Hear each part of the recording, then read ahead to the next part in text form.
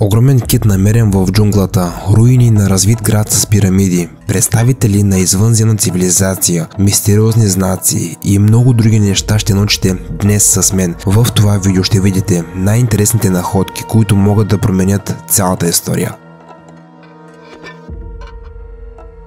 Сянката на Амазонка. В дълбините на амазонската джунгла група местни жители са отишли на риболов. Следвайки обичайния си курс, те неочаквано са се натъкнали на изоставена лодка, която е изглеждала много странна. Рибарите решили да проверят какво има вътре и са качили на борда, но за тяхна изненада в задната част на лодката е имало огромен скелет с много голяма глава и остри като бръснач зъби. Отначало рибарите помислили, че това е някакъв костюм или измислен предмет, но когато са се приближили е станало ясно, че това е истинско, древно чудовище. Оплашените мъже решили да вземат скелета със себе си и да го изпратят за изследвания в местния научен център. Учените били изумени от тази находка. То било представител на непознат вид, пребиваващ в водна среда. Чудовището е имало няколко крайника, достигащи колосални размери, а главата, както вече казах, била просто огромна. За започването на изследванията се е предполагало, че това същество е живяло 1000 години, а за останките му са говорили легенди за древни и масонски племена. Учените му дали името Сянката на Амазонка заради загадката, която крие и невероятната мощ на чудовището. Оказва се, че тези страховити чудовища все още обитават на Амазонка и може би умело се крият от погледа на хората. Но нещо, което не може да се скрие от очите на хората е кит, който е намерен в устието на същата река. Това е било гарбат кит. Бил е дълъг 11 метра и широк около 6 метра. Това, което е необичайното, е, че китът се е намирал на 15 метра от брега, който от научна гледна точка е невероятно. В Амазонка няма толкова силно течение. Хора или животни не биха могли физически да го изтеглят толкова далеч без специализирани техники на специалисти. Друг изненадващ факт е, че трупът на животното е намерен през лятото, докато обикновено тези същества не идват тогава в тези райони, а напротив, само през зимата.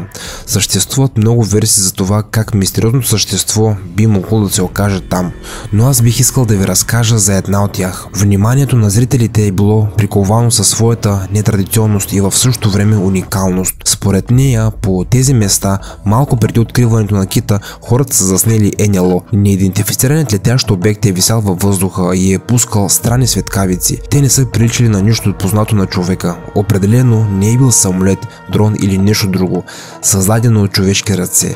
Явно е било извънземен. Въпреки това забелязали НЛО само малка група от хора. Така че е очевидно, че никой не би повярвал на подобна тема. Много хора са забравили за този случай, но аз открих нещо много важно в него. В свое интервю хората, които са видели НЛО, са разказали как са видели как летящият обект буквално засмуква нещо гигантско в себе си, направо от Амазония. Те не са разбрали какво е било това, тъй като е било вечер, но е напълно възможно да е бил кит.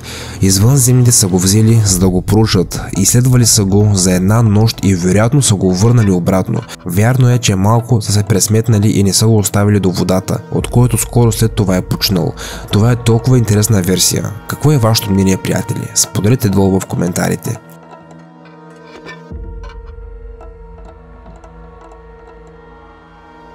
Изгубени древни градове. Дълго време в научната общност се е смятало, че само една от големите цивилизации на предколумбовата Америка се е развила в тропическите гори и е достигнала до урбанизъм.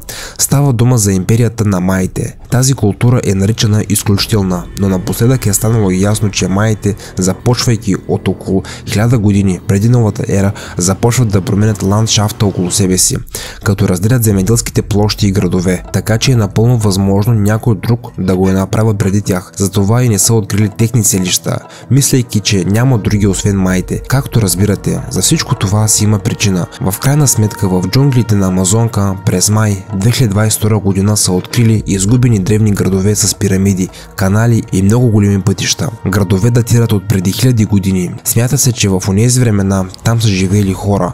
Техните селища са открити с помощта на лазерно сканиране. То също така е показало, че в този район или по-скоро под него са били скрити от любопитните очи пътища и цяла мрежа от проходи. Изследователите са открили и руини от древни тераси и канали, които вероятно са представили напреднала селскостопанска технология. И интересното е, че откритите технологии са толкова странни, че никой не е могъл дори да предположи за тях, докато не са били открити. Няма древни писания, рисунки или нещо друго, което да свидетелства за тях. Нещо повече, никое друго племе или дори цивилизация не ги е повторило. На този фон възниква логичната версия, че на тогавашните жители на тези райони са помагали извънземни. Те или са донесли техни технологии на земята, или просто са помогнали за усъвършенстването на вече наличния по това време специален подход към създаването им, правейки ги толкова уникални, че никой друг народ не е бил в състояние да ги повтори. Като говорим за извънземни, през 2011 година двама британски изследователи пътували в Амазония и случайно направили в джунглата този интересен кадър. Първоначално никой не е осъзнал нищо, както обикновено се случва, но при повторното преглеждане на материала те открили тук някой допълнителен човек. Същество от хуманоиден тип стояло отсреща и гледало директно в обектива.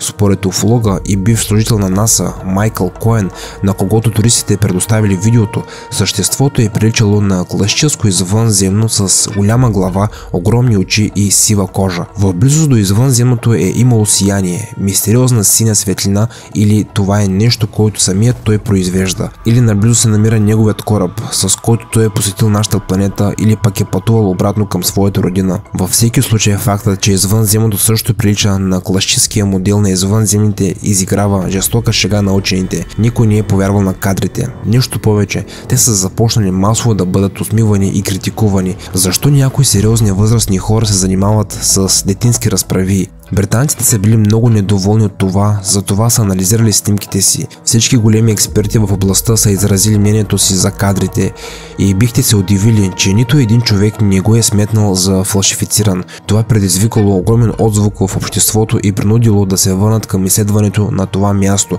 заедно с извънземните.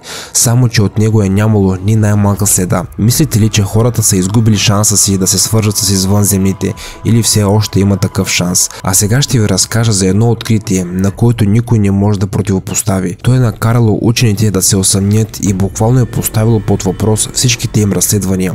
Чуйте много внимателно, тъй като ще бъде много интересно. В горите на Амазонка са открити десетки скални рисунки от ледниковата епоха и всичко ще е наред, трябва да се радваме и да празнуваме находката. Само че има няколко нюанса в нея. На някои от рисунките са изобразени същества, които живеят в наше време, а в миналото дори не са и съществували. Има много изчезнали същества, за които хората от това време едва ли биха знаели. И отново, как е възможно това? Днес разполагаме с интернет реконструкции на морски специалисти, вестници, хроники. Всичко това ни помага да предположим за скелета на това или онова същество и можем да направим заключение за него. Но в миналото това не е било така.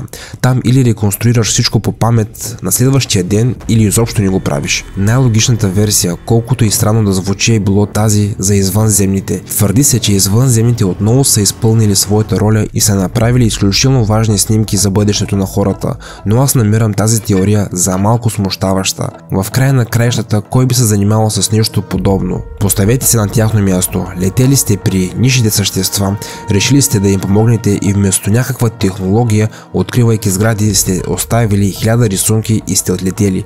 Макар че може би те са гении, така че не можем да разберем техните решения. Помните ли предишната история за пещерните рисунки? Предполагам, че бавно започват да преосмислят ситуацията. В края на краищата тези рисунки вероятно са оставени от някого, но определено не от човешко същество.